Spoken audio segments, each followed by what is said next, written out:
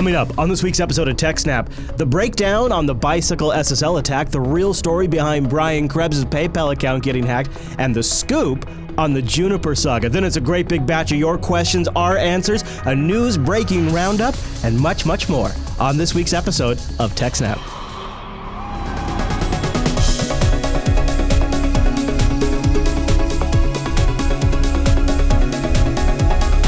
Hi, everyone, and welcome to TechSNAP. This is Juniper Broadcasting's weekly systems network and administration podcast. We stream this episode live on January 7th, 2016. How about that? This episode is brought to you by our three fine sponsors, DigitalOcean, Ting, and iXsystems. I'll tell you more about those great sponsors as this here show goes on. Oh, our live stream?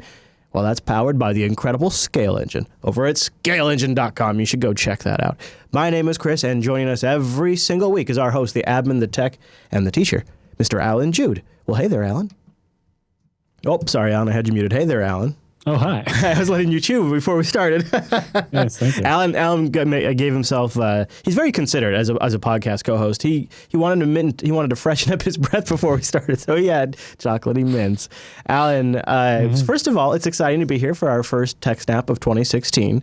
Yeah, so, it's been a couple of weeks. Yeah, it's the longest time I've gone without doing a TechSNAP. Yeah, and we've done so many of them that I don't feel like we miss a beat. Like, it's just, nope. It's old hat. So speaking of that, actually, we were just sort of commiserating during the show that we have some crazy travel coming up because I'm leaving for Scale towards the end of January. And then just after that, is it Asia BSDCon you're going to? Well, so I'm going to FOSDEM, which is the week after Scale. Oh, okay. Actually, I thought they were even closer than they actually are. They're like opposite consecutive weekends, but I thought Scale was actually during the week prior. And yeah, Scale's the 21st to the 24th. Right, and I thought it was a little bit later than that. But yeah, I leave for FOSDEM on the 28th. So when I'm getting back, you'll be leaving. Yeah. And well, in particular, part of the reason I didn't end up going to Scale is because I would have basically had to fly directly from the one to the other. Yeah, there's that.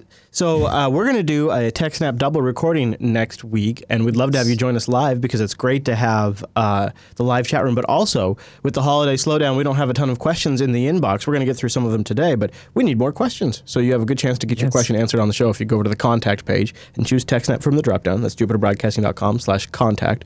Choose TechSNAP from the dropdown and put your question in. Storage, networking, security, infrastructure, application level. We'll take them all. Just ask, and it's a great chance. Also, techsnap.reddit.com for content, and questions there are also welcome. Mm-hmm. Okay, Alan. And the chat room would like to point out that the date in the lower third is wrong. I says 15. Oh, you know what? Yeah. I'll sneakily fix that. Hey, that's cool. That's I had to do one show. I barely did Unfilter last night, so it had to happen, Alan. It had to happen. You know, and of course, Rikai has been Johnny on the spot with the credits. Getting in every show, and there's been almost. Code I wasn't gonna call him out. But he did it. He caught it. Yeah, he caught it. I would have just shipped it. As you could see from the lower third below, as would I. All right. Well, while you tell us about our first story. Importantly, I think you should be beaten for using that weird ass date format. But anyway. Oh, really? Why? It's always what we've used. It's always year-month. I know you say 248 weeks into it, and now you say something. I don't watch the show. You see, okay, fine. You've only had the return feed working sometimes. Yeah, okay, all right, fine. All right, well, you tell us about our first story, and I will fix the lower third. So our first big story is the bicycle attack. Dun, dun, dun. Wow. Yeah. Yes. So security researcher Guido Vranken has published a new attack that affects all versions of SSL and TLS. He says... While the sound configuration of both endpoints of a connection is understood to prevent the decoding of the ciphertext to plaintext without having access to the private keys, transactions conducted over a channel embedded in TLS leak various types of information. So when you set up an encrypted connection between you and your bank or whatever, it's encrypted. And we understand that that means that no one can get back the plain text from it. However, there might be other information they can gain just by looking at the encrypted text, like seeing the timing of, all right, so you went to this page and then you sat there for a little while and typed in your username and password, and then you sent a thing that was slightly bigger than a normal request, and that's probably because it got your username and password in it. And then you got a response from the website, and then we see a bunch of, downloading the little images for the website and the CSS files. And then here's, that transaction there is probably you getting your bank statement, and there's the second page of it or whatever. Or, if you're chatting on IRC, it's pretty obvious. All right, that was you sending a message, and that was you getting a message, and so on. Right. Okay. Yeah, that's pretty clear. Yeah. And so there's a lot of research has been formed on how to stack up these different knowns in order to meticulously reconstruct the user's actions, given that the encrypted streams are known to an observer who is or has been listening on the secure transmission between the two endpoints. So the general idea is, because we know certain things about what's going on here, we can, make guesses or jump to there's certain logical leaps you can make based on observing the user, essentially. Well, in particular, if you happen to know that they're going to a website because it's port 443 or whatever, then you can assume that the first chunk of the encrypted communications is an HTTP request in headers or an HTTP response in headers, and that HTTP always looks like this, right? It's it's a protocol. We know that it's always going to be laid out like that, right? I've seen that a million times. So in this paper, the author will show that for a presumably large subset of web applications, it's easy to infer the length of parts of the plain text or certain attributes of it from a recorded stream of encrypted messages. So just by watching the message going back and forth, we can tell how long certain fields in that might be. Okay. Having access to the private key is not necessary. In fact, the actual ciphertext embedded in the stream is completely irrelevant to the deduction, and simple entry-level arithmetic suffices. I could probably manage that, Alan. Where'd you find that picture of the... The register found that. Yeah, the register found that. That's awesome. I thought so too. So this basically, the attack can allow a passive listener to determine the length of your password just by sniffing the encrypted connection. And by knowing exactly how long your password is, that significantly reduces the effort required to brute force crack your password. Yeah, no kidding. Right? Because if your password could be, any of 95 characters, and it could be 10 or 11 or 12 or 13 or 14 or 15 characters long, that's a lot of permutations to try. But if you know for a fact that the password is exactly 12 characters long, you've basically just cut the search space down by huge orders of magnitude. Yeah. You have like 95 possible characters to the power of 10 would give you all the possible combinations for 10 characters, plus all that to 11, plus all that to 12, and so on, from the minimum to the maximum password length. Whereas if you know for a fact it's a certain number of characters long, then you can do quite a bit with that. So the attack takes advantage of the known characteristics of HTTP transactions, although it can be used against other protocols and for things other than passwords. We'll cover that a bit more. But it can basically determine the length of a specific field. So in a regular HTTP form post, like not an encrypted one, but when you basically submit a form on a website, it does a regular HTTP transaction with the regular headers and a post, but the data section is basically just URL encoded string. So it's like, username equals Alan and password equals correct horse battery staple. And then whatever the name of your submit button is in your most basic simple form, right? So when the form is submitted over an encrypted connection, HTTPS, that text isn't visible because it's encrypted. However, the length of the whole packet is known, right? It's one of the headers in the SSL part, because to decrypt it, you need to know where it ends. And so by knowing how long the entire encrypted message is, and if we know how long the message would be if it didn't include the username and password, right? We know what all the other fields are. Yeah. Then we can basically just subtract, right? So if we know, if a login sent with a username that's 8 characters and a password that's 10 characters is sent, and it adds up to 123, then one with a password 1 character longer is going to be one byte longer in the encrypted version. Now, this depends on using a stream cipher instead of a block cipher where it's padded to chunks of like 16 bytes at a time. But anyway. But if the length of the form field names, like the actual name of the box where you type your username and password is known, and the target's username is known, then the only variable left in that whole transaction is the length of the password. And so That's all it takes to figure out how long your password is. So the attack kind of requires a bit of knowledge about the target. Like ideally, you'd want to know their username. But if you're the NSA and you're targeting someone, you know what their Twitter username is, or Right. their Gmail account name. Right. It's their email address, or their username. It's usually you presumably it's not usually secret. You presumably have eliminated a lot of the variables because you're probably targeting a specific site, service, Right. something. Yeah. So this basically requires knowing the site fairly well and having visited it yourself and measured what the fields are. And it also, one of the complications in the headers that get sent from the user along with their password is their browser user agent string, which can be different for depending what plugins they have, what version of the browser they have, all that. But if you are passively listening to the user's internet connection, if you happen to see them go to any not encrypted site, you would get that information very easily. And even if you don't know it exactly, if you can get a big enough sample of them going to web pages you know about, you can, it's like, I know the request for this is always this long, and theirs was this long, so it means their user agent string maybe was 4 characters longer than mine, or whatever, right? The paper gets into more detail about how it actually works. So yeah, the attack requires knowing a bit about the user, but for a targeted attack, that's really not that hard. Yeah. The other obvious wildcard is like the length of the cookie field. But if you can just intercept them loading something like an image or a CSS file off that website, that cookie is sent there too. And just by comparing the difference between your version of it and their version of it, you get what you need in order to figure out what it would be. And so yeah, and then once you know exactly how long their password is, it's a lot easier to start working on cracking it, or even just compare it to a dictionary of known passwords or something. Right? Like if they're like some people, then they reuse the same password for a lot of sites. Right. So if you know they have these 10 possible passwords, Right.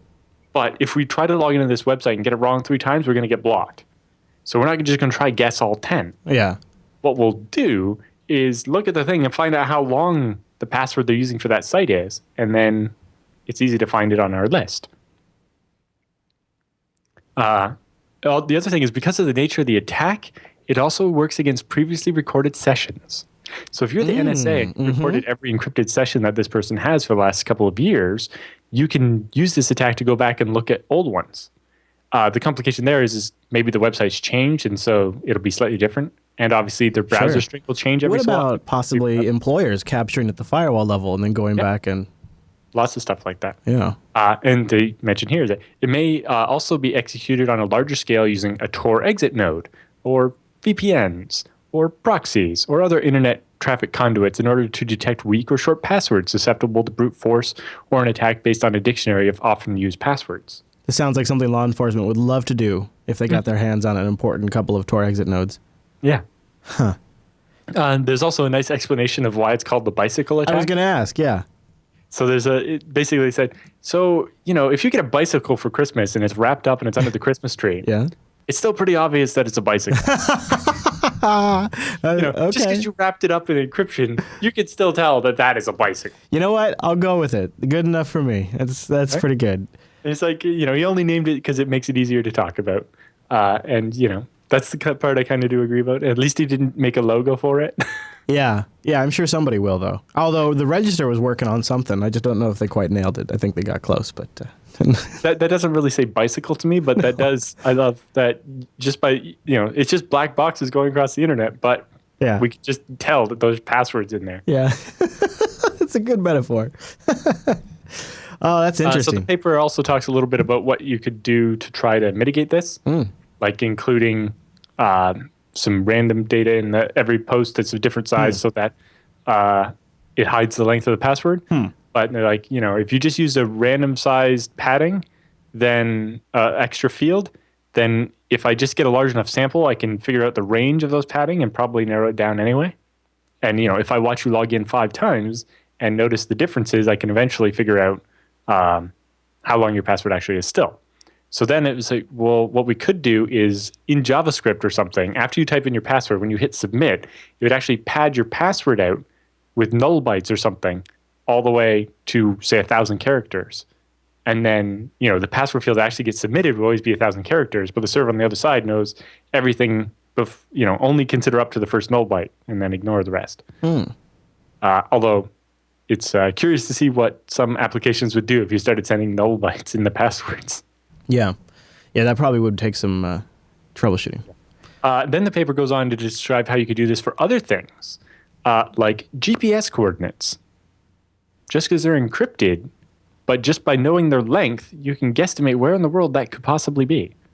If you have the PDF open, they have some maps where they kind of visualize what it looks like. Okay. It's like if the number of characters in the GPS coordinate is this many, that means it has to be in this little square in Africa. I think I did see that. Where like 00 happens to be.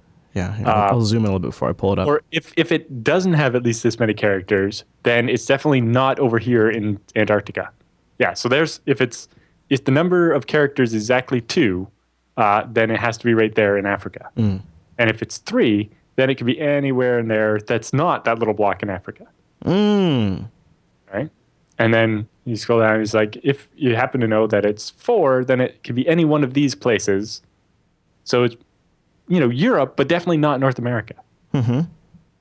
Right? And, that right there could tell you enough to be interesting. That would definitely be very helpful.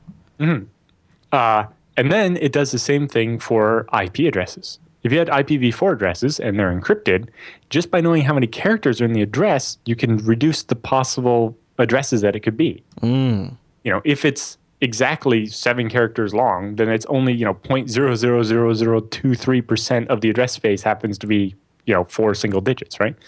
And if it's even 10 characters long, so one with 3 and 1 with 2 and 2 with 1 or whatever, they show the different possible combinations there, that's still only 1% of all possible IP addresses. Right? Yeah. And as you get to the more common numbers, it's 31%. But just by knowing the length, you automatically know that you're already narrowed it down to 31% of the possible addresses. See right there. Yeah. And if it's 12 characters, that's only 16%. And so if it's if you know how long the IP address is, you've just narrowed down the possibilities a lot. Right. And you can probably also eliminate a bunch just because that one's not used or that one's only used in China, right? So there's further. If you know the even just the first set of digits of the IP address and then know the length, you've now eliminated down to a very small possible set to know who that is. Yeah. That's not so bad. So this is a very interesting attack, and it's not really a bug. It's just the way it works. Yeah, I wonder. When you see research like this, you think to yourself, I bet there's teams that work for the NSA that's already figured stuff like this out a long time ago, and now we're just kind of catching up. Well, in particular, this only works with stream ciphers, where adding 1 byte to the input adds 1 byte to the output. Now, the input and output aren't necessarily always the same size because there can be some overhead, but the sizes do correlate. Whereas with a block cipher, there's padding, and it's always an even number, like 16, always divisible by 16 bytes. And the paper points out, too, that if you hash before transmission, like using some JavaScript in the browser, so that way the password was hashed locally before. So if you don't send the password but a hash of the password, then everybody's password is going to be the same length. Yeah. The problem with that is, on the other side, you don't actually want to know the real password, right? Right. You want to only have a hash, and it gets a little more complicated. Yeah, it does. Interesting, Alan. Any other thoughts on that story? No, that's about it for that one. And the full paper will be linked in the show notes, which is pretty cool reading. Thanks, Alan, for breaking that down. The bicycle attack. I'm glad they didn't try to backronym it something crazy. That would have been really painful. This would have been gritting my teeth. Let me take a moment. Like side channel length leaking or something. Yeah. I was trying to think what the B would be for, but I don't know. You could just say backronym with the B. Let me tell you about our friends over at iXsystems. Back for 2016. That's great. iXsystems.com/TechSNAP. Go land there to learn more about iXsystems. Get yourself a great white paper to help grease the wheels up the chain and also to support the show. It lets them know you heard about it here by hitting that page, iXsystems.com/TechSNAP. iXsystems builds systems for open source solutions. There are all kinds of different solutions that are BSD powered, Linux powered, TrueNAS and FreeNAS powered. Just recently on the Linux Unplugged show, Wimpy was telling us a story about some seriously high-end deployments that they've used with TrueNAS from iXsystems. I guess they are just huge advocates now. They heard about it here on the TechSNAP program, talked to us about it, and they became extremely happy iXsystems customers. I think a lot of you out there have, and that's why iXsystems is back for 2016. They have really, really grade A support, fantastic engineers, great connections to the hardware and open source community. And you know what else? I'm excited to get to say hi to some of them down at Scale coming up in just a little bit in Pasadena. And if you check over on their blog, I don't know if you noticed, Don, you probably did. They've posted their 10 most read articles of 2015. Lots of ZFS in there. Yeah, there is a lot of FreeNAS in there too. Also, we just happened to have interviewed an IX employee on BSD Now this week. Oh, yeah? Josh Petzel came back to tell us more about supporting ZFS in the field and actually just doing support stuff for IX with all the customers running, FreeNAS and TrueNAS. Some cool stories about ZFS, and also demystifying that post that he wrote up about being careful using ZFS inside a VM. Oh. Actually explaining that and answering some of the questions details people had about that. Yeah, it's going to be a huge year for ZFS. And it's going to be a huge year for IX. Yeah, I mean, and for IX, it's going to be like they're in the perfect position. They've got the experts. They've been shipping it now for a long time. They work with the community. They've really got some of the best staff to work and back up a company like this. So they're going to really kick it in 2016. I'm excited to see them down at Scale, and you can go see them over at iXsystems.com/TechSNAP. Supports this show and visit iXsystems. We've tried all the different hardware vendors over the years. These are really the ones. iXsystems.com/TechSNAP. Thanks, IX. Also, check out iXsystems.com/mission complete.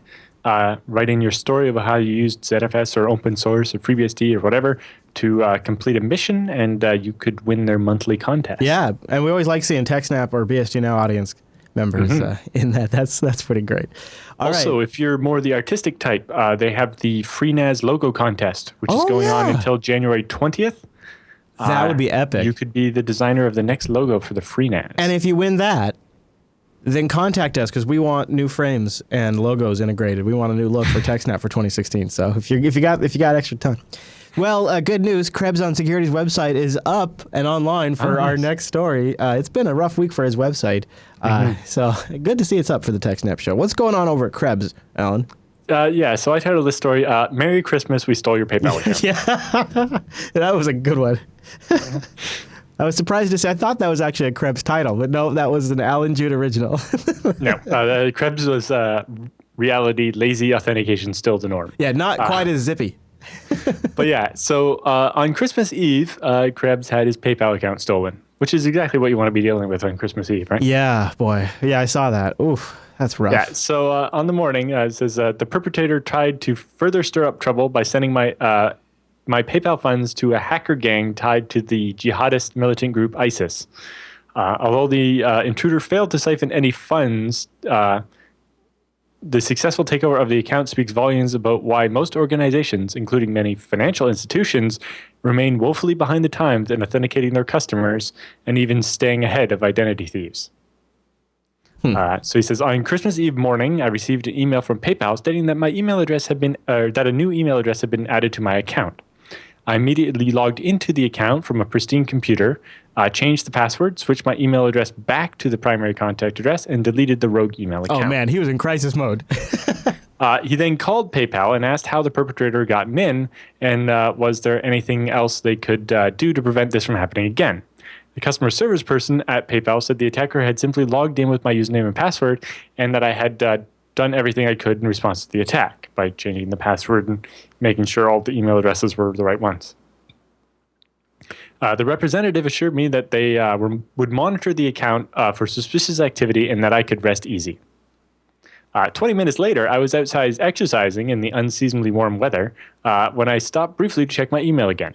Sure enough, the very same rogue email address had been added back to my account. But by the time I got home to a computer, my email address had been removed and my password had been changed. Oh no. So much for PayPal's supposed monitoring. The company wouldn't even spot the same fraudulent email address when it was added a second time. In my second call to PayPal, I insisted on speaking with a supervisor. That person was able to tell me that, as I suspected, My very long and complex password was never really compromised.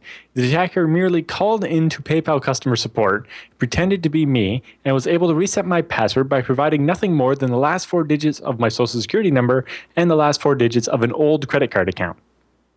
Let's Probably leave something aside that for a was moment. closed for a while but left on file at PayPal, because who goes up and cleans all that stuff up, right? Well, even if you delete it, they still have it so that they can ask you about it. Oh. And let's leave aside for a moment the reality that almost all this static information about Brian Krebs has been posted online by various miscreants over the years and probably still remains online. Any company that authenticates customers with nothing more than static identifiers, such as address, social security number, date of birth, phone number, credit card number, etc., is vulnerable to these takeover attempts. I asked the PayPal supervisor why the company couldn't simply verify my identity by sending a text message to my phone or a special signal to the PayPal mobile app. After all, PayPal has the same mobile number of mine on file for many years. The attacker also deleted that number from my profile as well. The supervisor explained that the company did not have any mobile authentication technologies, and that in order to regain access to my funds in my account, I had to send the company a photocopied or scanned copy of my driver's license. Which, is not exactly something hard to fake. No. Especially since I don't think they check that carefully. Right? They look, oh, yep, that's him. Accept, right? And Krebs even goes on to point out, hey, there's online services where you can go to get fake scans of documents that look real but aren't for anything. Passport, driver's license, all the stuff that banks and so on use. You can do it like that, right? Yep. So he says, when I pressed the PayPal representative about whether he had any other ways to validate my identity short of sending a copy of my license, he offered to do so using public records. Now, I understand what he actually meant was that PayPal would work with a major credit bureau to ask me a series of out-of-wallet or knowledge-based authentication questions. So like Experian would have a list of questions to ask him or something? Yeah, essentially yet more requests for static information that could be gleaned from a variety of sources online. But that didn't stop me from playfully asking the receptioner why the security challenge would rely on answers from public records. How does it prove that it's me if it's from a public record that anybody could look up? Public record. It's public. Yes. Yeah, it's no good. It needs to be something somebody would be able to find online. Yes. He responded that somebody would probably have to go down to a courthouse somewhere to do that, which made me laugh out loud and wish him a Merry Christmas. It's like, do you really think the attacker is not going to go down to a courthouse to get that information to steal large sums of money or to screw over Brian Krebs? Yeah. It's not like he's just... These guys are not exactly unmotivated. Right. Yeah. Especially somebody like him could be a target. Yeah. Special thing here, Krebs mentions that he's been using PayPal's two-factor authentication token since it was introduced. But apparently somehow that wasn't required for the bad guy to take over the account. How that works, I'm not entirely sure. I remember covering a story a couple of years ago about how the PayPal mobile app just totally went around the two-factor authentication, but... There must be other things that do as well. Mm-hmm. Interesting. Probably when you phone them up, you can claim you lost the token and they will just disable it for you. Which really makes it not very useful. Yeah, no kidding. So the other interesting thing is that a user in the comment points out that a dynamic identifier, such as temporary code sent via SMS to a user's phone, isn't any better if the provider of the mobile service is also vulnerable to these type of attacks. The user in the comments says he had his bank account emptied after a Vodafone UK allowed someone to walk in off the street to one of their stores and transfer his mobile number to a new Vodafone account in the store. Then use the compromised bank, reset or whatever, and transfer all the funds. And when the verification came to the phone, it was the attacker's phone that got the message for his phone number, not his own phone. So even if PayPal did want to use a mobile phone for it, it's possible that they could have stolen Krebs' phone. Now, Krebs' phone company probably has a note on his file to not do this specifically because this has probably tried to happen to him before. But, Krebs goes on about talking about how he set up his internet and utility bills and so on so that he has to actually go into their office and present physical ID and so on to get his account canceled so that his power would quit getting turned off. PayPal but there's lots more in the story there. PayPal is in a unique position where they kind of scare me in some regards. They do kind of scare me because they don't have to follow some of the same rules that banks have to follow. Yep. Well, even the banks usually just rely on the same silliness. I The main agree, difference is your bank often is required to give you the money back after it's stolen. Yeah, this is the thing. whereas PayPal isn't. So, any other thoughts on that before we move on? Not really, no. I know it's interesting, because you've dealt with PayPal security issues in the past. So, Yep. Used to, before Scale Engine, my previous company was all PayPal.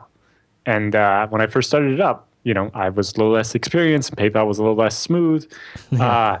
And also back then I wasn't 18 yet, which complicated things greatly. Wow. But I had my account frozen for many months to the point where about 4 days after it got unlocked, if it hadn't been unlocked, I would have gone out of business because I couldn't have paid for the server anymore. Yeah. Out of my own pocket. And they'll routinely suspend payments for review, we find, and things like that. So it can be difficult. As much as they are also very handy. So, because Krebs actually talks about an incident like that happened to him, where he had a PayPal donation link up on his website, and people flooded him with donations from stolen credit cards. Now, obviously, that money gets taken back, but the other thing that happens is that the credit card companies charge a $20 fee. Oh. And so, in addition to not getting all the fake money, Krebs got a $20 fee for each of the fake transactions. That's a nice one. Drained all of his money. Yeah. Luckily, he knows somebody that works at PayPal and was able to get a temporary solution to that problem put in. That's good. Well, all right, Alan, let me take a moment and tell you about some ways to save money. That's Ting. Yes. Go to techsnap.ting.com. That's our landing page, and it'll give you a $25 credit off a Ting device or $25 in service credit if you have a Ting compatible device. And you just might, because they're on CDMA and GSM, so you get to pick and choose. They have a really fantastic dashboard that allows you to manage your account. But what I really love, $6 for the line. $6 for the line. You can get a GSM SIM, put that in one of your devices. It's $6 when that thing needs data. You just pay for what you use. If it needs to make a phone call, you pay for what you use. Text messages, pay for it when you use it. And the rates are great. In fact, it's really easy to get an idea of where you're sitting at, too, because their dashboard gives you almost like fuel gauges. So you just log in, super simple snapshot. It really is something. Kind of a personal landmark milestone for me. I'm coming now in like on 3 years of Ting. And I now officially have Wi-Fi in the place where, so I have 3 Ting lines, right? And one phone was kind of the phone that cost me the most. And it would bring my bill for 3 phones up to $45. Woohoo, $45. So it wasn't really a big deal. But I do like kind of figuring things out and sort of just seeing where I can get a good deal. So I'm like, you know what, there's this one phone that if we put Wi-Fi in this place where they're on the phone all the time, I bet we could drop it down. And, usually the holidays is where it would go up a little bit. It evens out for the rest of the year over the other 11 months. But this holiday, for 3 smartphones, our Ting bill, $27. Yeah, it was pretty awesome. And it's really because my bill for one phone is like $100 a month. And it's really because I don't use it. Yeah, well, we only made a couple of calls this month because everything else was done over the Wi-Fi connection. And some months it's not that low. But it really, that actually makes it so if I did when I'm going to go down to scale, sure, I won't be on Wi-Fi as much, but it really all is so in the long run, I save so much money. And if you want to get an idea, kind of like what you would save, because it's going to depend on what you're paying now. If you go to techsnap.ting.com, they have a savings calculator. You can plug in your current usage and see how much you would save by switching to Ting. And then if you just get savvy, like you start picking CDMA or GSM, or you get the right phone that's a great value, it's amazing what you can. So as an example, you don't want to know what's different. So I literally 7 minutes of phone calls. Put this in the little calculator and make me cry. 7 minutes of phone calls, 100 megabytes of data, and 50 text messages. Should I put that in there? That was my entire December. Okay, so for which I paid seven minutes. Canadian. How many text messages? 100. Okay. Yeah, like alerts and stuff. And how many megabytes? About 100. And what? I've never ever gone over 100 megabytes in a month, even while roaming in other countries. Okay, and then what was the bill? I was paying $97. $97. Okay. So we'll see. We're going to calculate your Ting savings, Alan. If you were to switch to Ting by going to techsnap.ting.com, Alan, Jude, you would save $1,968 in 2 years by switching to Ting. Look at that. That would more than pay for the phone. Yeah, well, I was just going to say, too, and also, that doesn't include device fee because I bought my handset outright. So check this one out right here. Now, if you just want a feature phone just to make calls or get texts. $63. The Ansitel One Touch Fling is kind of like a classy looking phone. It actually has a camera too. $63 plus they're going to throw in $25 of service credit, and there's no contract, no early termination fee, and you own the phone. If you want to step up to like a nice Android phone with no contract that's unlocked, pay for what you use, Nexus 5. They have the black and white one, $190. Unlocked. This is the last year's Nexus 5. $190, you own it. And you only pay for what you use, no contract. TechSNAP.ting.com. Of course, they got the 6P, they got the iPhones, they got all that stuff. Check out their blog, too. They have a blog post up there about why Ting doesn't have music streaming, and I think you might find that kind of interesting. TechSNAP.ting.com, and a big thank you to Ting for sponsoring the TechSNAP program, TechSNAP.ting.com. So I have been following this Juniper story from the perspective of CNN. I've been watching it through the lens of how they report on it. And last night, in the Unfiltered show, I ran a clip where CNN attributes Juniper's, all the saga around Juniper to Iranian hackers. Iranian hackers broke into the Juniper network and implanted spyware into the Juniper routers to spy on Americans. I have the clip, played it last night. I'm guessing that's what you're here to tell me all about. Kind of. Okay. We didn't actually know who did it, and Okay. I kind of doubt it was Iran. I've been wondering, too. We've been seeing some links coming to the subreddit saying that there's ties to the NSA. Well, yes, there's definitely a tie to the NSA, although it doesn't mean that it was the NSA that did this. It just happens to take advantage of something the NSA tried to do previously. Uh-huh. Yeah, okay. I have heard about it. So there are basically two exploits were found in Juniper's Screen OS. Right. Screen OS, which is not what they use on every device. It's only for certain devices. But I believe it is their higher-end devices. Screen OS, at least when I was involved with Juniper, was like on the devices when you paid more money. Well, it's for certain types of devices, but yes, it is on the expensive ones. Okay. I think it's mostly for VPN type stuff. Okay. It's been a long time. So there are two exploits. One was an SSH exploit where you could log in as a certain user and with a static password. Oh, good. Good. That's so there was just nice. a user called system and a password that wasn't obvious but could be gotten by just analyzing the firmware. Basically, once it was patched, people like HT Moore over at Rapid7 took the before and after binaries and diffed them and found basically what looked like a bit of assembly code was actually the password. No kidding. So it looked like it was code, but it was actually the password. So, as you casually scanned over it, you wouldn't notice that it was, whereas if it had been, words or just random letters, it would have stood out in strings. But because it looked like it was a bit of code that actually did stuff, it was non-obvious. And the second one was a way in which an attacker could passively decrypt all traffic sent through the VPN on the device. So basically, the bad guy, without having to have either of the keys from either end, could passively decrypt all the traffic that was sent through the VPN. Wow.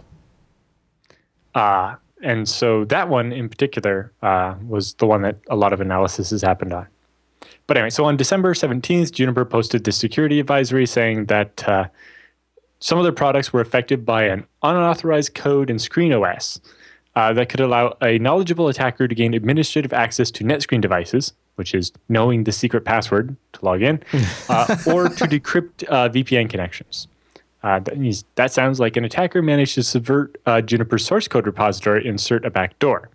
Now, it's not clear whether someone actually managed to break in and insert some code, or if the NSA paid someone that worked there to insert some code, or what. We don't actually know, and it's not clear whether we will ever find out. But Juniper is looking into it, and we'll see. And then Juniper followed up with a slightly more detailed post that noted that there were two backdoors, one for SSH that may allow a knowledgeable attacker who can monitor VPN traffic to decrypt the traffic. Either of these would be very interesting for a nation-state attacker, but the latter, the VPN one, is really more the nation-state type thing. So it turns out the way the encryption for the VPN is done uses the dual EC random number generator, which is an NSA effort to introduce a backdoor pseudo-random number generator that that gives knowledge of a secret key allows an attacker to observe output from the random number generator and then predict what the next number will be. So Very the bad. random number generator takes these two different values as inputs, and they're basically points on an elliptic curve, and that generates the output. But the NSA specifically designed this algorithm they tried to get everybody to use back in the day, so that if you knew this one secret, you could basically, when you're picking the points, you could pick one that was multiplied by this certain magic number that you kept secret to yourself, and then only with the knowledge of that would you be able to decrypt all the traffic. So basically it would make there be a second key that would decrypt all the traffic, and only the person that knew that second key would be able to decrypt the traffic. So it's the quintessential backdoor crypto.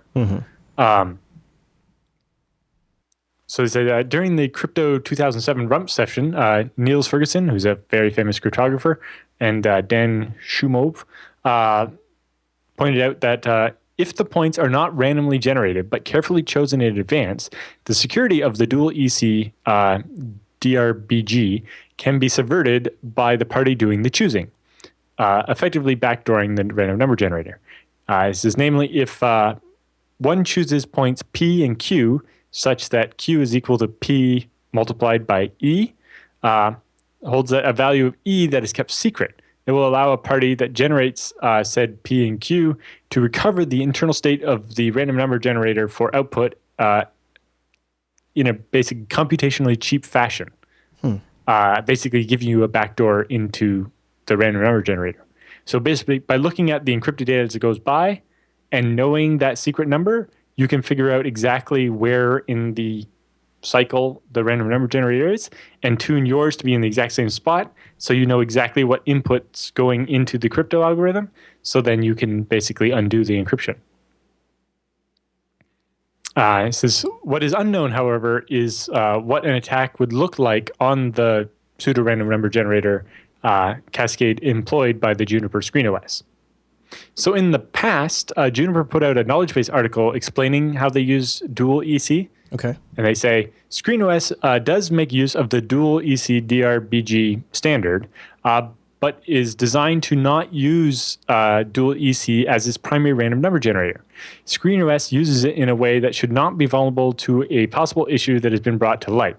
Instead of using the NIST recommended curve points, it uses self-generated basis points and then takes the output as an input to the FIPS ANSI X.9.31 random number generator, which is a random number generator used in the Screen OS cryptographic operations. However, apparently starting in August 2012, corresponding to release 630R12, Juniper started shipping Screen OS firmware images with a different point Q. Adam Cowkill first noted the difference after H.G. Moore posted the diff between R14 and R15 firmwares. So as we can deduce from the recent security advisory and the fact that they reverted back to that old Q value in the patch image, this was the change that was not authorized by them. So somebody went in and changed basically a constant number for the random number generator that made it one that they would know the secret to decrypt it with. Right. Apparently, Juniper only realized this recently and wasn't aware of it when they issued the original knowledge base article. The other one they have here is static analysis indicates that the output of the dual EC generator indeed is not used directly, but rather only to reseed the X9.31 RNG. Besides the unused EC-PRNG known answer test function, a function we call reseed system PRNG is the only one that references the EC-PRNG generate output function. So the backdoor thing the NSA designed is only used to feed into a better random number generator. However, after they wrote that in their post, somebody, William Pinkakers, sorry, I can't pronounce that. Pancakes? Pointed out that the reseed system PRNG function sets a global variable, system PRNG buffer position, to 32. This means that after the first invocation of this function, the random number generator, the for loop right after the reseed call system PRNG gen block never actually executes. Hence, the ANSI X9.31 PRNG code is completely non-functional, and the backdoored EC code ends up getting used. So there might be, a second spot in the code where somebody made a subtle change to stop the crypto from working, or it could have been an honest mistake that's been there the whole time. We will never know the answer to that one, Alan. Yeah. So it says, if it wasn't the NSA who did this, we have a case where the U.S. government backdoor effort, dual EC, laid the groundwork for someone else to attack U.S. interests. Interesting.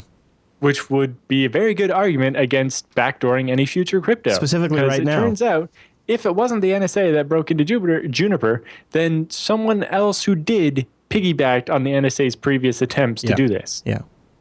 They say certainly this attack would have been a lot easier given the presence of a backdoor-friendly RNG already in place, and they've not even discussed the SSH backdoor, which Wired notes could have been done by a different group entirely.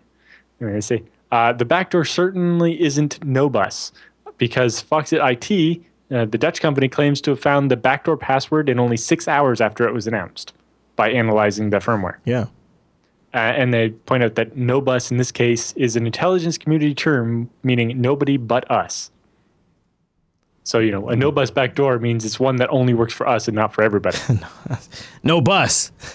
It's kind of like no foreign, which means US only, no foreigners. Yeah. Yeah. That's a fascinating saga. The whole Juniper thing is really interesting. And there's a lot more detail in the 2 or 3 linked articles in there. Yeah, in the show notes. Adam Langley from Google did a pretty good summary of the craziness because a lot of it kind of took place on Twitter and was hard to follow because things are, Twitter likes to put all the tweets back not in the right order. Yeah. And really annoying. Anyway, so he wrote a good summary and then linked to the further work by the guy who we mostly quoted in this article. And then he got more information from another guy who read it and then built on the work. And a lot of collaboration happening, but it means it's all over the damn place. Yeah, so it's nice to have a couple of posts that sort of bring it all together. Yeah. But, yeah. Good read, Alan. Thank you. All right, so I want to tell you about a service that a lot of my favorite open source projects have started using for hosting over 2015, and I think they're going to continue in 2016. That's DigitalOcean, and you can use our promo code SNAPOcean to get a $10 credit to go try it out. These are great, fast rigs up in the cloud, all using SSD for the disk I/O. Fast 40 gigabit E connections, data centers in New York, San Francisco, Singapore, Amsterdam, London, Germany, and Toronto. It's really the interface at DigitalOcean that I love. You can get started in less than 55 seconds, and pricing plans at $5 a month. They're going to give you a rig you can actually do something with 512 megabytes of RAM, a 20 gigabyte SSD, 1 CPU, and a terabyte of transfer. The control panel really allows you to do a lot of nice things very quickly. Deploy entire application stacks, try out FreeBSD, reload a machine, back up a machine, transfer a machine, destroy a machine, watch the console from boot all the way up to post using their HTML5 KVM. It's really nice. Try out DigitalOcean and use the promo code SNAPOcean. And then once you get your machine deployed, go look at some of their tutorials. They have one up on securing Nginx with Let's Encrypt on Ubuntu 14.04. That's pretty useful. They also have how to work with Docker data volumes on Ubuntu, or how to install WordPress, or how to use Prometheus to monitor an Ubuntu server. And it's not just Ubuntu they have tutorials for. They've also got them for FreeBSD, Debian, CentOS, CoreOS. It's a great service. DigitalOcean.com. Use the promo code SNAPOcean. Play around with their management interface and see what I'm talking about. And support the show. I've got a DigitalOcean droplet that runs Minecraft, one that runs OwnCloud sync thing, BitTorrent sync, Quazzle, Core, Emby. The list is sort of getting kind of muddled in the back of my head because there's so many of them that, and of course the OwnCloud server doesn't just do OwnCloud too. I've been experimenting with an XMPP server in the past. It's got CarDAV and CalDAV on there. Obviously, it's so nice to have my own infrastructure on demand that I get full control over, root access, a great console, really good support, a huge community, tons of tutorials. It's perfect for me. Probably perfect for you too, for just learning, testing, or full-on production. DigitalOcean.com. Use the promo code SNAPOcean. And a big thank you to DigitalOcean for sponsoring the TechSNAP program. And you can support the show by using that promo code SNAPOcean. And also welcome to DigitalOcean and Ting to 2016 too. That's also very awesome. People keep coming back to the TechSNAP program because these are great sponsors for our audience. It really is great services. And every single one of them on the show we use. Alan, not so much with Ting, although I think he would if he was here in the U.S. I would if Ting would come to Canada. Yeah. I'd love that. But obviously, It's not their fault, though. Yeah, I mean, we are really happy, and I know if you guys try out our sponsors, you'll be very happy too. So big thanks to DigitalOcean, and thanks to you guys for using the promo code SNAPOcean. So you already kind of teased it, but episode 123 of the BSD Now show is out. ZFS in the trenches. For those of you who love your ZFS talk, this has got to be one to watch, I would think. Yeah, it's a great interview with someone that has supported a lot of different people's ZFS pools. You know, I've done a lot of work on my own, but I haven't touched that many other people's pools. But Josh is Seen a lot the of master things. at that. Yeah, he's seen a lot of pools. He's a ZFS pool boy. All right. So I also want to just plug the Linux Action Show and Last 400 Scale 14X shirt. I know this isn't Linux Action Show, but we are trying to sell a few of these to get down to scale. So that blue way, one looks really nice. Yeah. You know what, Alan? We're doing something new too. Is we also have an EU campaign page. So teespring.com/last400 and then /last400EU. You get the EU specific one. And Alan, I'm a little mad because in the EU there's a tote bag.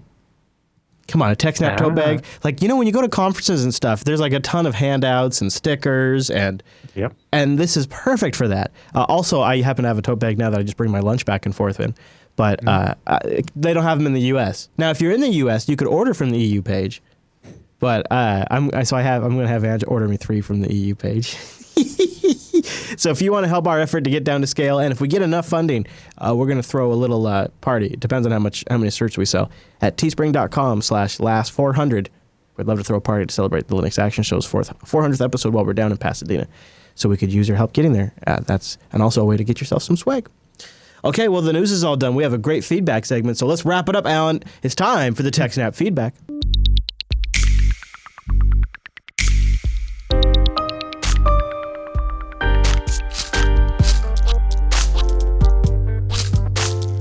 Thanks for sending your emails to TechSNAP at JupiterBroadcasting.com or popping that contact link at the top of the Jupiter Broadcasting website, or even better, a thread in our subreddit at TechSNAP.reddit.com, which I don't think we have any this week.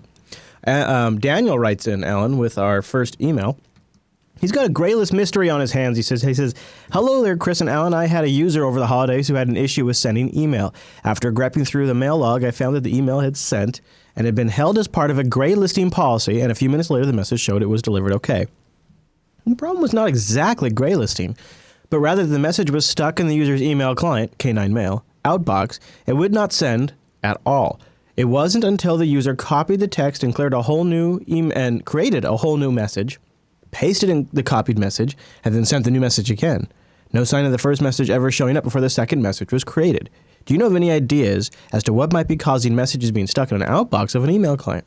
Is there a debugging trick you could share? Any thoughts would be welcome. Keep up the great work with all the Jupiter Broadcasting shows, and have a happy, good new year." In normal setups, you would only have gray listing between mail servers. So the submission side, where like the client sends to a server that it authenticates to, you don't do gray listing there, because otherwise you get that temporary failure message and it never leaves the outbox of the client. So it's not clear from your description whether the mail server they were trying to actually send to initially blocked it for gray listing, or if it happened after. And it could be anything. If it's on the outbound from a mail client, it could be anything from connectivity to user authentication problems. Yeah, and it could also be, ISPs trying to interfere with things. We've heard of other, especially phone carriers. Remember, we're trying to strip the SSL out of it and stuff. Yes, I do remember that. But yeah, normally you would definitely want to make sure that when clients are sending email from the email client program to the mail server that will then go and deliver it to the final destination, that's not being gray listed. Only the other way around. Sean writes in with top to bottom security. He says he's been thinking about this a lot. He's got a recent firewall with packet filter on it, but in the broadest sense, he wants to know, how do you keep a network secure from top to bottom? I mean, if you deploy any kind of antivirus solution, what makes you go with one over the other? Do you just hit up AV comparatives, AVG, Kaspersky, etc.? Are all names I hear favorably from time to time, but nothing can beat common sense. What do you do for your users, and what do you roll out? Also, on products like CCleaner, which aren't really security at all, it just seems like every tech I know deploys it. Is it really all that useful? So he's got a few questions on ways to protect from at the network level and at the user level, Alan. So maybe we give him a few tips.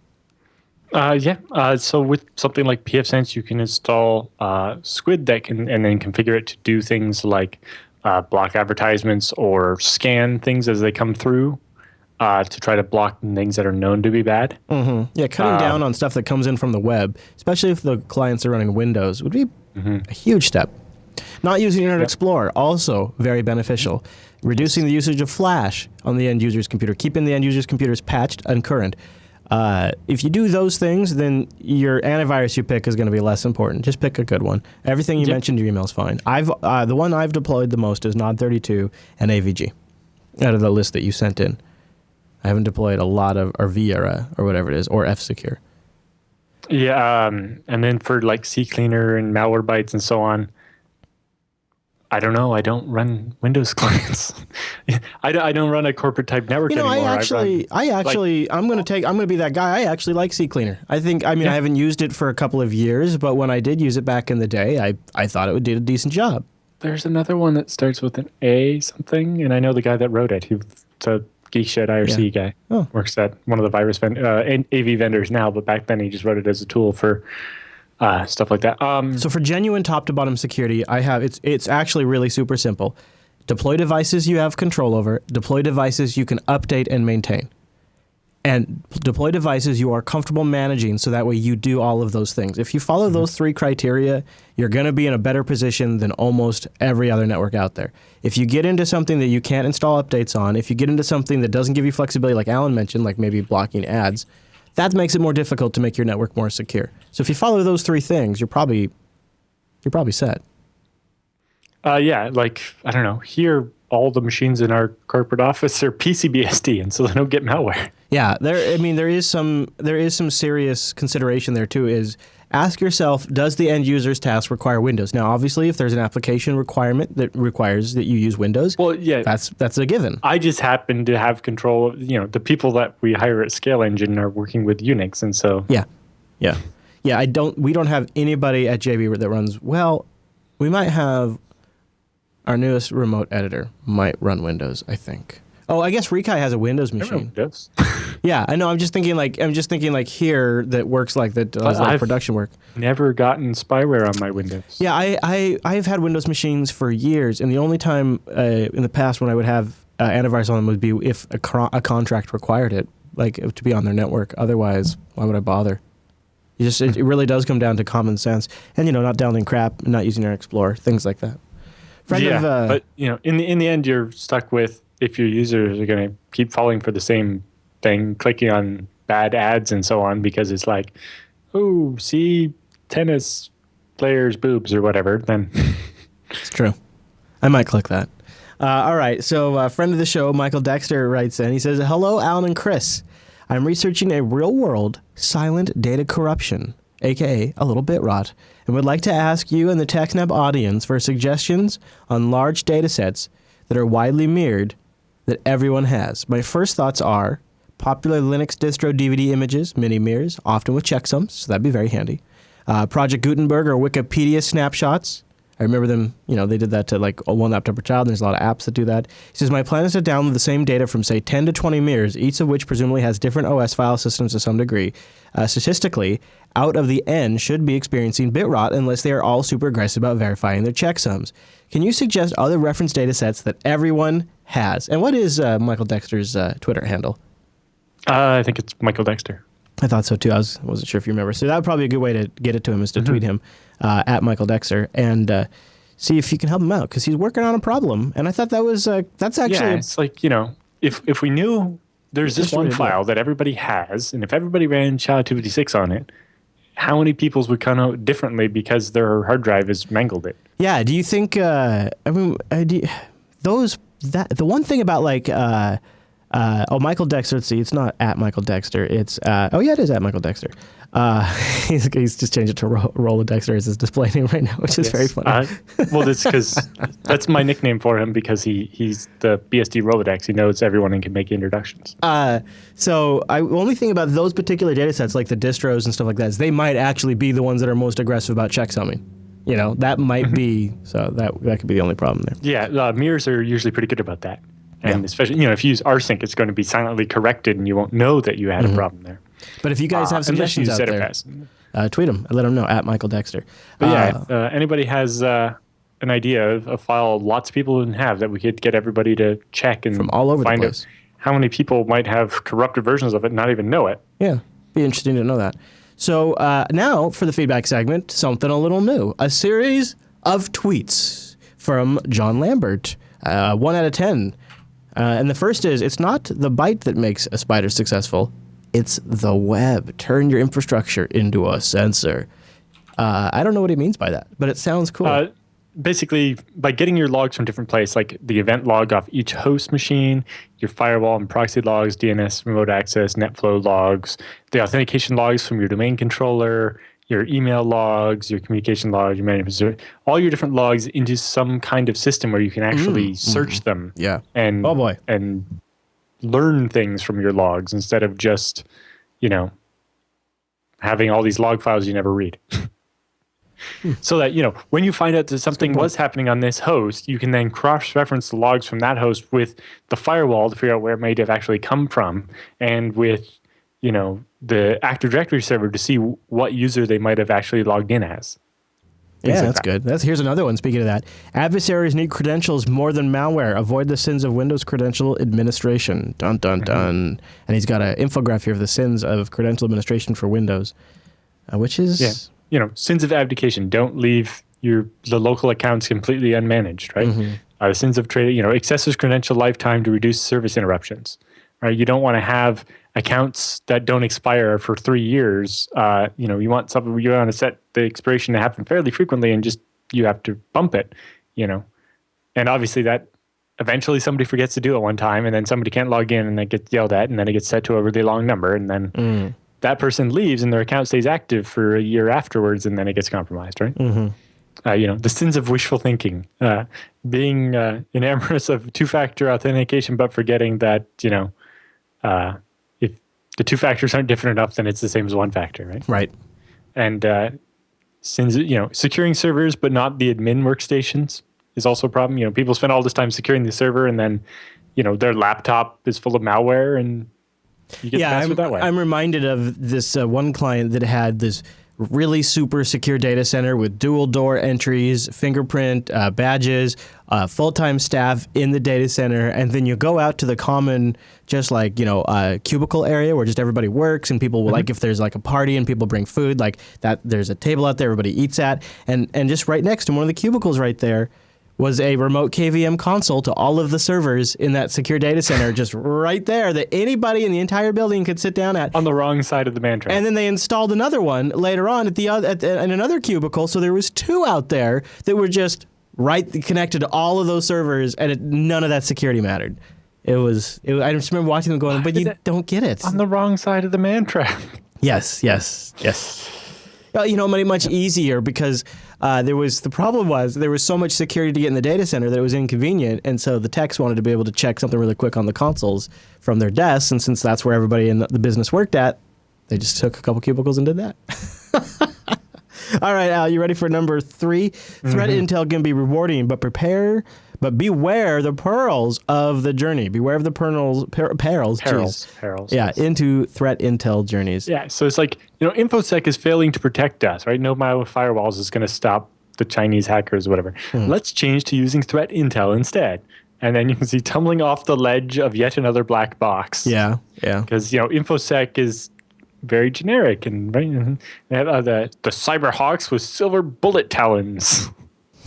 And the lost in the wilderness of APT paranoia. It's like, if you're targeted by the Chinese, that's a thing. But at the same time, maybe you're... not that high on their list. Yeah, exactly. And maybe that's not the one you should be worried about. You should be worried about, the Russian cyber gang that's out to steal your credit cards. Drowning in the IOC rapids. And then... fall while climbing the rock face of talent, sources, prioritization, and process integration. It's like having all this threat intelligence is great, but how are you going to use it? Who's going to read it all? Right. Yes. And then at the top of the hill is the, successfully integrated strategic and tactical threat intelligence. All right, Mr. Jude, number 4. Look for ways to get an early warning. The inside story of MS-0867. exploit mitigation plus crash reporting equals early warning, right? So if you have exploit mitigation, that means that when you try to do something like access memory you're not supposed to, the program crashes. That means that you will have these early warnings. So you can see here the number of times the crash happened for that MS08067. You remember we covered the story like 2 months ago? Yep. But you can see there's little blips on the graph there where the guys that were building the exploit were testing it. And then there's nothing for a while, and then Boom. It was out in the wild. Yep. And if they had been able to use that information early on, they might have fixed it before it got out in the wild. That is an interesting story if you guys didn't catch that from a few weeks back. All right, number 5. Attackers seek to turn illegitimate access into legitimate access. Find them after they submerge. I like this guy's use of language here, Alan. It's very submerge. Yeah. Assume breach and defend against abuse of legitimate access, right? So normally your network is set up, don't trust anybody from outside, but everybody from inside is completely trusted and can do whatever they want. But then the secretary's computer gets some malware on it, and now you're in trouble, right? Yeah, pretty much. So defense against malware and exploits is attackers bypass your security, but then at the bottom have attackers use your security. Yeah. Because they have knowledge of your internal assets, and defense complexity is complexity of authentication and access matrix, and so on. Attackers evade defense by credential diversity. Interesting. By basically using 2 different secretaries as logins, they can do whatever they want. Yeah. That's a good point, especially if they're motivated enough. Number 6, the point of the kill chain is not only to stop attacks early, it's also that the fight isn't over once they're in. Assume breach. Yes, basically assume your network's breached all the time and be looking to stop it. Yeah, that is probably a safe bet, or at least a safe way to think about it. Why poor InfoSec teams stay poor? Understand the dangers of the capability chasm, or chasm. Chasm. Yeah. Lost in the haze of minor incidents because their prevention approach doesn't give you the white space to find the ones that matter. Basically, that's the Target thing, right? Target had so many alerts that they just ignored them all and didn't see the alert that actually said that the bad guys had broke in. Super common. You need to have only the good ones getting to that point so that you can actually deal with it. There's literally never been one of the things in contracting I would do a lot would be provide like temporary IT guy or director, depending on what the situation was, when somebody would step out. So you'd have an IT person leave. Burnout was a big cause of it, and they would just be gone. Sometimes they would be cooperative, and they would work with me over email. Sometimes they'd come in, on contract for a couple of hours, and always, when it was one of the guys who quit because he burned out, every time you would go into their main admin's computer where they've got Thunderbird set up, checking the email. And they would just have all of these alerts. Oh yeah, that's a normal thing. Yeah, that's just a normal alert. Just ignore that. Just ignore that alert. And they would have alert after alert after alert after alert in their inbox. Oh yeah, you could just ignore that alert. That's not. I just filter that out automatically. And it was very common. And so that particular problem, like to say the Target problem, I think is probably the largest spread problem with all logging systems. Even once you get a centralized logging system, it is just a ton of alerts and a ton of information to go through. You can't spend your entire day tweaking it all the time because large environments are constantly changing, and that constantly requires going back and cleaning that stuff up. Or every time you deploy a new piece of software, or every time you upgrade a piece of software, you have to often adjust the way the logging and alerting works. It requires constant attention. All right, Alan, you ready for the next one over there? Number 8. Prevention is the guardian of detection. Prevention creates the white space to detect and respond to the most important things. Prevention creates the white space. This the gap in between the events. Yeah. Okay. Number 9. Wonder why COTS isn't enough? What's COTS? It's common off-the-shelf parts. Things you can wonder why the things you can just buy in the store don't solve your problems. Yeah, he says know who you're up against in the adversary matrix. Yeah, so basically, the stuff you buy off the shelf is only going to, protect you against the bad guys that are using things they buy off the shelf, right? If they're crafting their own attacks, then that something off the shelf probably isn't going to help you much. Yeah, very good. And the last one, watch for erroneous list thinking in defending your network graph. And he links to a TechNet article. Right. So this one's basically, you're thinking the thing that's exposed is always the terminal server. So you spend all your time protecting that and having this list of things that you need to protect against. Yeah. And then completely forgetting about these completely other things, like all your high value assets that are actually not the terminal server. The terminal server very well might have access to. Interesting. And we'll have a link to that in the show notes. Some of this stuff definitely seems very applicable to a Microsoft shop too. And so if you have a Microsoft network out there and you're wondering if you're committing some of these sins, these any tweets would be corporate network, basically. Yeah, for sure. But some of the Microsoft stuff cited here might be extra useful for those of you that run an Active Directory network. So we'll have links to that in the show notes. Don't forget, we need your emails for next week's show. Please go over to jupiterbroadcasting.com/contact, choose TechSNAP from the dropdown, and send us in your questions, or you can email us directly, techsnap@jupiterbroadcasting.com. Because we got the double snap. Double snap, which means we got double feedback segments we need to record, so we need double the questions. That's just how that sucker works, and we count on you for it.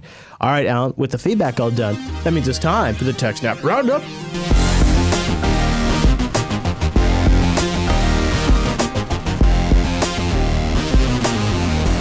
Welcome to the TechSNAP Roundup. Yeah, that's what that crazy music means. Now, the Roundup are stories that just didn't fit at the top of the show, but we still want to give you some links to follow up on your own after the show. And some of these links came from our secret agent network over at techsnap.reddit.com, like this first one. Malvertising campaign used a free certificate from Let's Encrypt. Yep. Well, Let's Encrypt doesn't, no SSL certificate, actually, only EVSSL ones, actually verify that you're a real business.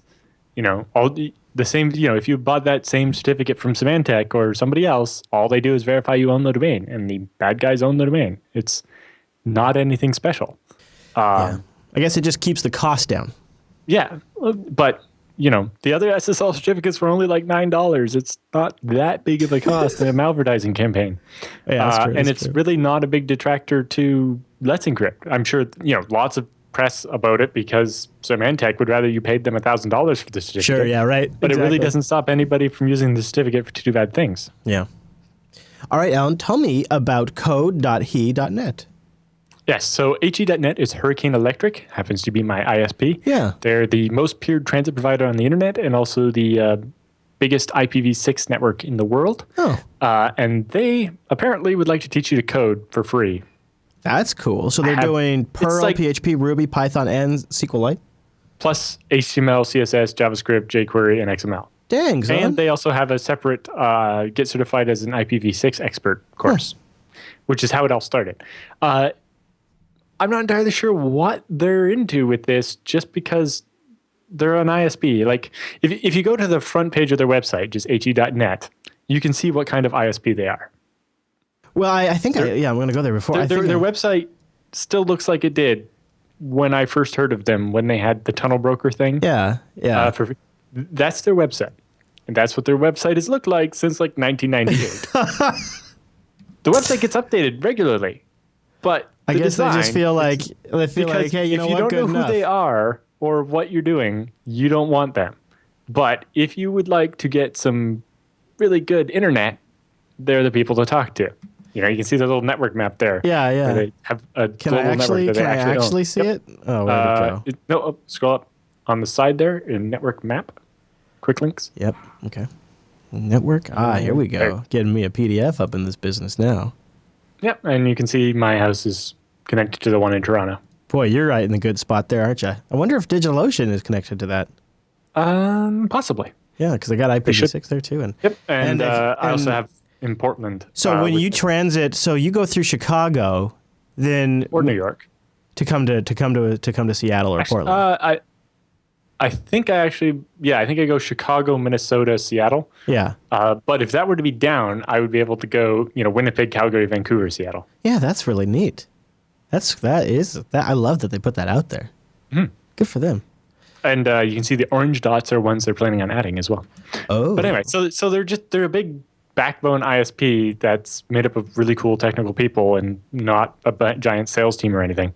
And no flashy advertising and no TV commercials. And they put some free courseware out there. They're like, let's just teach people to code because that's how we'll get more customers. I love that. But it looks like a really good resource, so I just thought I'd point that out to people. So here's a story that's kind of interesting. Microsoft got hacked and didn't tell anyone. Microsoft knew that Chinese spies hacked Hotmail users and didn't tell anyone, or the people who had been monitored, and they knew for years. Reuters confirmed that Microsoft has agreed to change its hush-up policy about state-sponsored attacks, but they had a specific policy about state-sponsored attacks, so when this happened, they didn't alert customers. Yep. Whereas Google have been saying, hey, it looks like you're being targeted by a government. Mm-hmm. They don't ever say which one because they could be wrong, right? But yeah. They're like, it looks like you're being... so Microsoft will now actually tell you when you're being attacked by a government or what they think is a government, and will give you a list of steps that might help you defend yourself. Now, this next roundup story is great for you nerds who want to get in arguments about the best way to break an air gap, which people out there are doing, Alan. They're doing that. So basically, this is a little table summarizing different ways of getting through an air gap. So an air gap network is one where the computer with the secret information on it is not connected to the network. Right? Like all critical infrastructure systems should be not connected to the internet. Any of those SCADA systems they say are vulnerable by Chinese hackers shouldn't be connected to the internet. Like those. But this was more like or Stuxnet. Do you remember the story of the Canadian spy who was spying for the Russians, and he worked at the Canadian Navy, and so they had these computers in a separate room. Yeah. And that's the only place where you could get sensitive information. And if you wanted to copy information in and out, you had to use a floppy disk. Mm-hmm. And that was ways so a virus couldn't get back and forth. But anyway, so these are ways to get around it. So the first one is called AirHopper, which actually transmit over the display cable. So like the cable that goes to the monitor or whatever. And it requires an FM receiver and only allows data to be taken out at a maximum range of 7 meters. And you can get about 480 bits per second. So basically, you just read right off the display cable. So not only read, but basically, software on the computer would encode like bits of noise or fuzz or something in the picture that was being displayed on the monitor, and then with basically in a way where you're looking at the monitor, you wouldn't see the difference.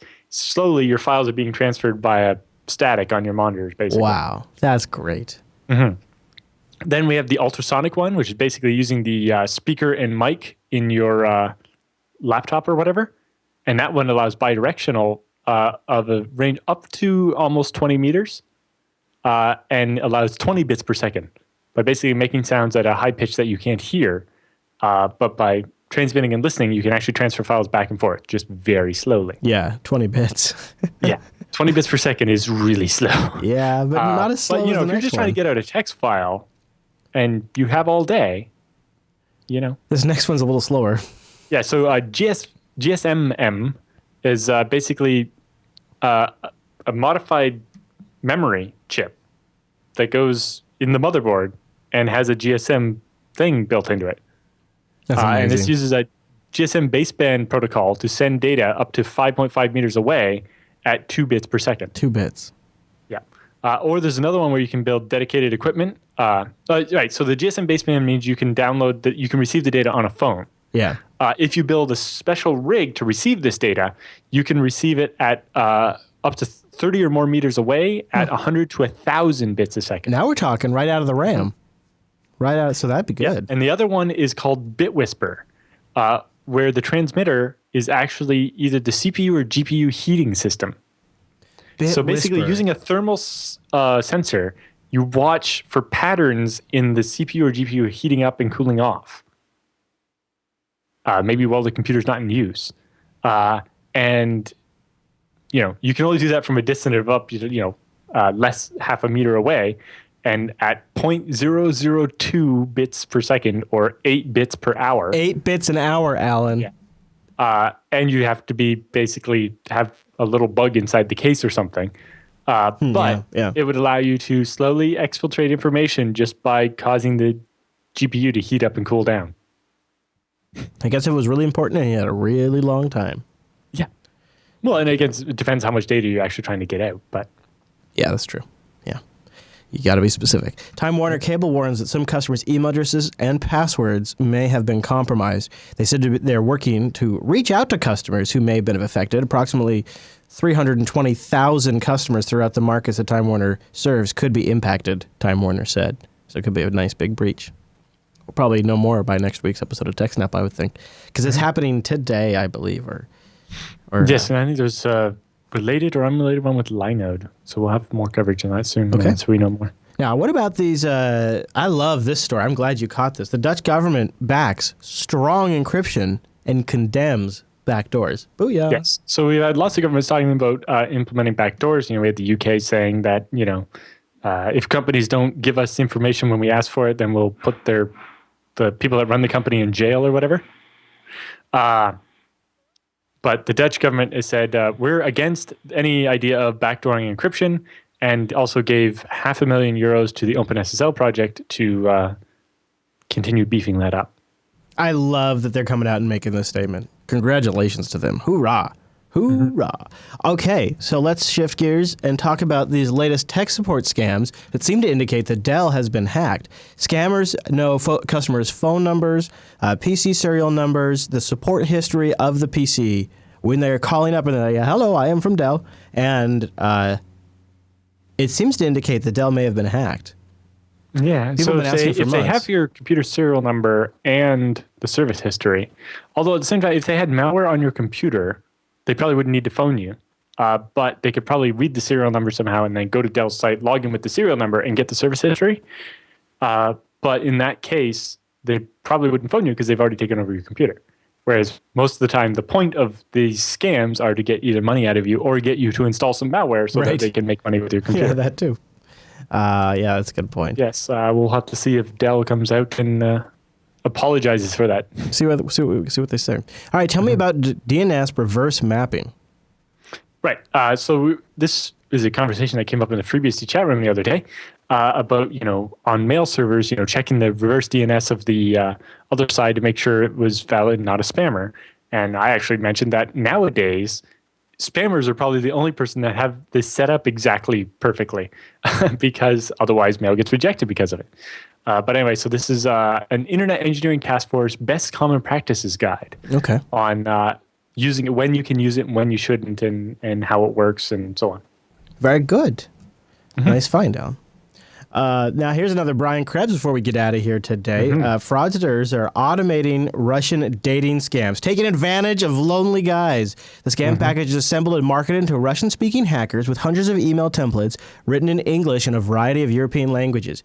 Many of the sample emails read a bit like Mad Libs or Choose Your Own Adventure text, featuring decision templates that include advice for ultimately tricking the mark into writing money to the scammer. Dirty, dirty play. Reminds me of actually writing an engine like this. Not for that, but for it would take news items about sports and then just fiddle some of the words. Yeah. Basically, you wrote it in such a way that for a certain word, you put basically what looked like regular expression syntax. Square brackets and a list of words separated by pipes, and it would choose one of those words at random. And then by randomizing all the different sets of those in a sentence, you would make a whole bunch of different paragraphs. Let's compute like it's 1992. What's this about? Compile. So the source code for Wolfenstein 3D is now available.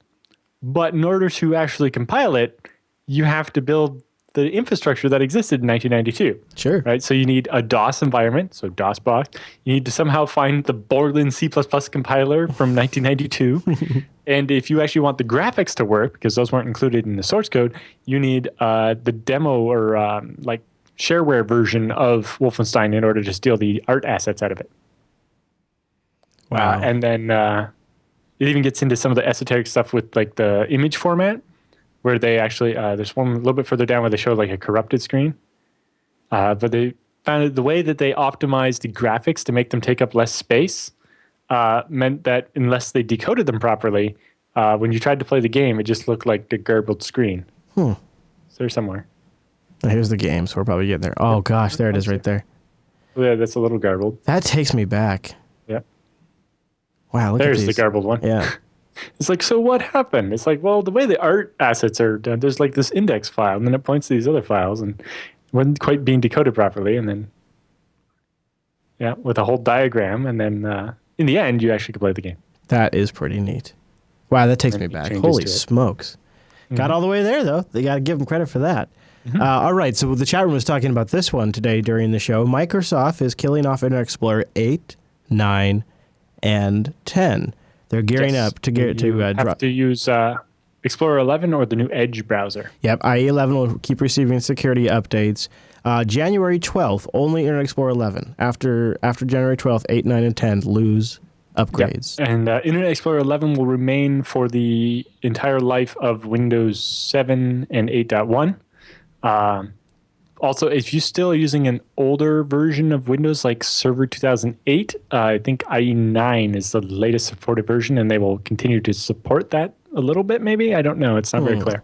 Okay. Been using the Edge But there are browser? still some versions of Windows where you can't install 11. You use a lot of the Microsoft Edge browser there, Alan? Nope. Database configuration issues expose 191 million voter records. Yes, the interesting thing with this story, on top of the fact that it's 181 million voter records, is that nobody will claim that they own the database. Oh. Everybody that they looked up and tried to figure out who owns it, and everybody's like, nope, not mine. I don't know. That's not me. mine. That's interesting. What's interesting also is that when they examined it further, 18 million of the records contained extra detail, like detailed profile information on the voter. That our next roundup story there, Alan? The 18 million targeted voter records exposed by the database there? Yes. Yikes. So there's a whole bunch of weirdness going on here. Yeah. I do wonder what it is, but just completely exposed to the internet. The second database contains general voter profiles, which includes a voter's name, address, phone number, date of birth, voting record. Wow, that's not so hot. In fact, comparing records from both databases confirmed they were essentially the same, but the dates on the second database are newer, as new as April 2015. That's disgusting. That's really disgusting. Yikes. Yep. All right, next story in the roundup. The nerdy explanation for Facebook's 46 years ago glitch. I didn't even know about this, but I guess it's been coming up. So basically, if you were friends with someone for a long time on Facebook, and you might have seen this notice the other day, hey, you've been friends with this person for 46 years. I'm okay. Like, what? I did not. I Neither have of not us been are on 46 Facebook. years old, and Facebook isn't either. Turns out, at some point, Facebook added a field to their database to keep track of when you became friends. But they didn't always have that.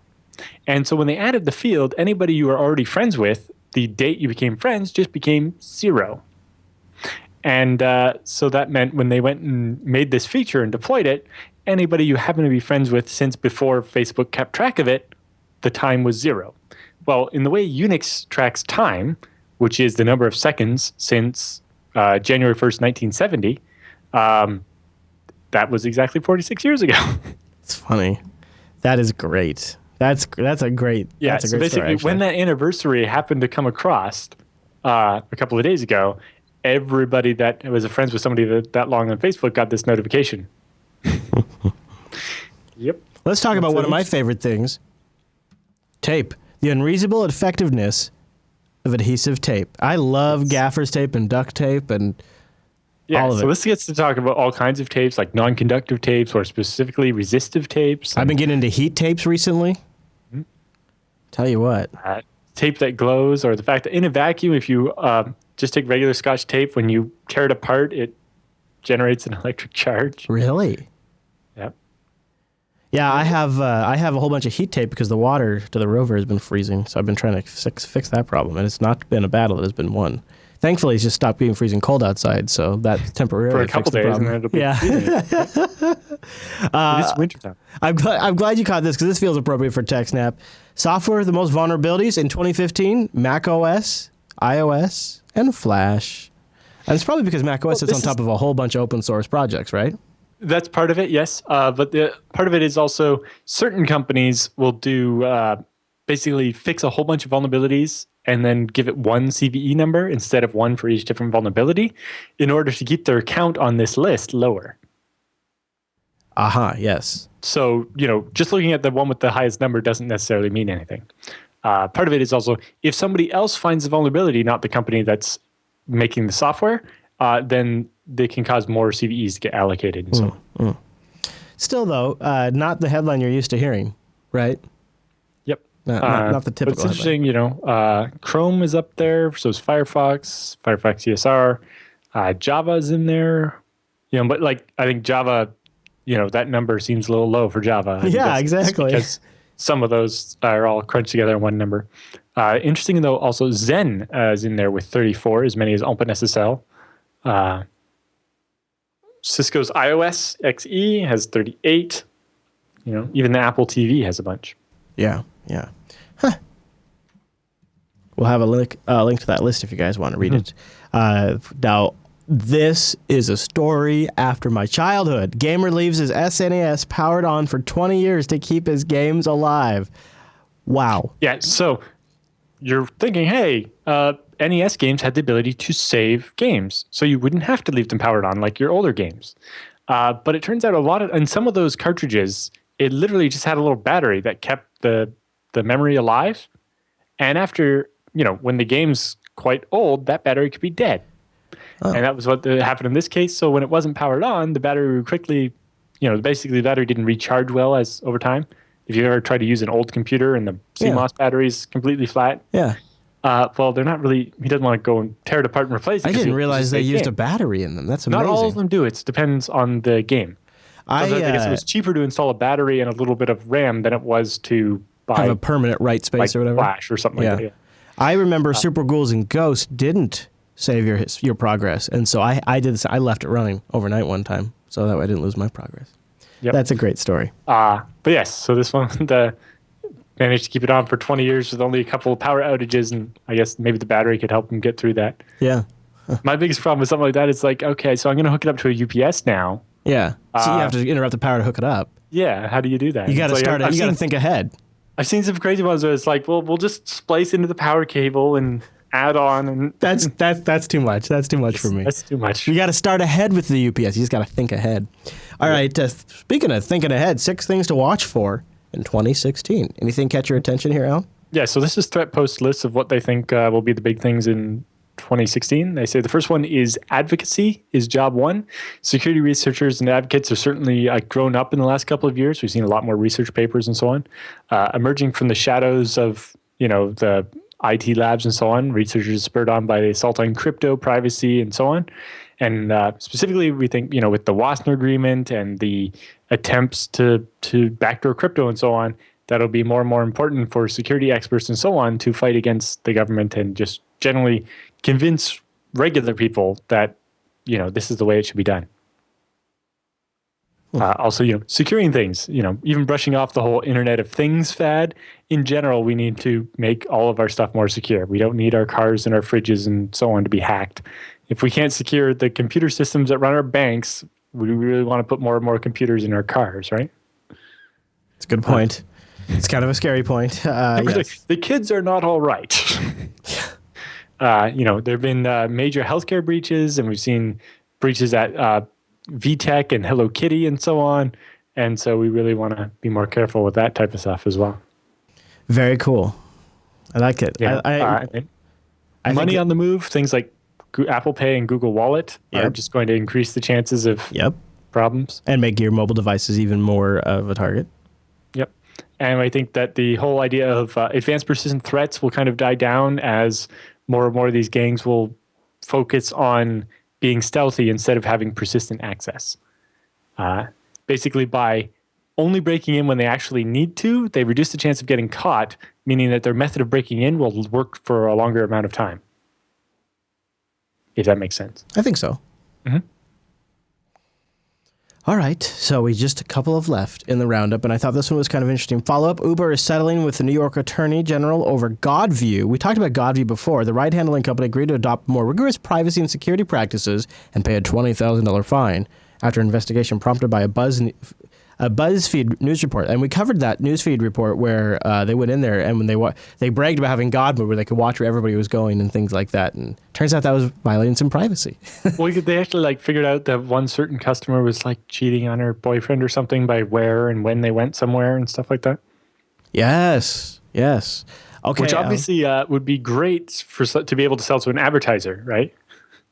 It's like, well, if we know this guy likes to cheat on his wife, we will show him ads for Ashley Madison. Right? And maybe we'll actually know, hey, the other person that lives at this address, let's show them ads for something the opposite of that. Or whatever. Mm-hmm. The Internet of Touch will require a network revolution. Yeah, I'm not sure how they expect some of this to work. They're like, well, for telesurgery type things to work, we need a latency of 1 millisecond. I'm like, sure. How? But you can't beat the speed of light. Yeah. So how are you going to do that?